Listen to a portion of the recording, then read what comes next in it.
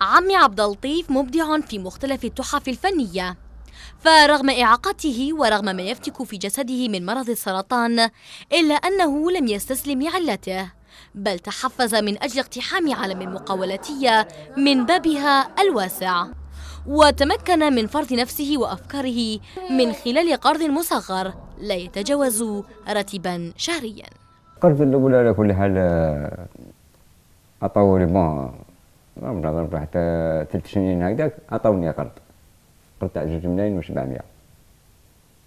من بعد رديتو تمتم الحمد لله، كان ندير فيه التحاليل ربي بعد شويه الدوجان تاعي.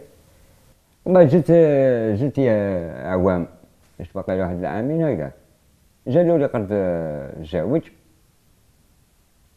ومن بعد من قرض الزاوج نقولك ما كاش باقي واحد 8 شهور هكذاك، عاود رديتو، طولني في رمضان عاود رديتو.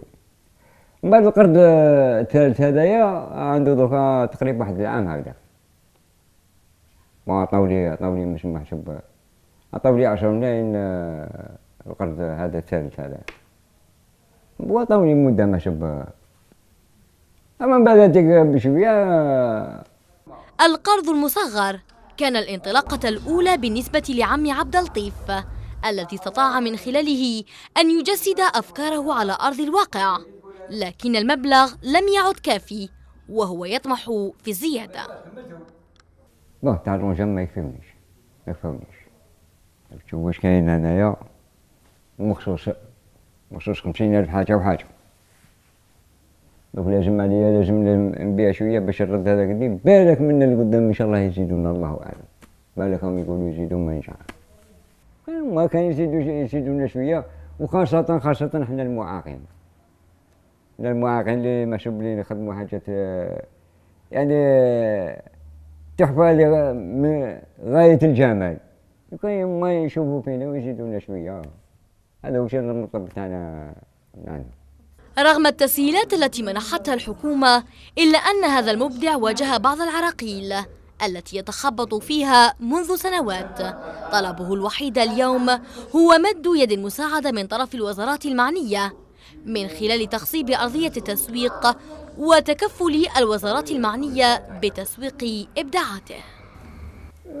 نخدم في الدار ليش ما تعرفنيش؟ وين يعرفوني غير في المعارض.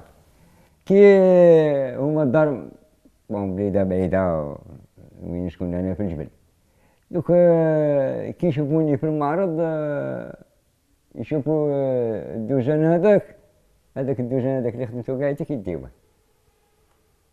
ومن بعد نعاود نخدم، نجي نضرب هذاك عام ونص هكذا نخدم، غير كاش معرض هكذا نبيع.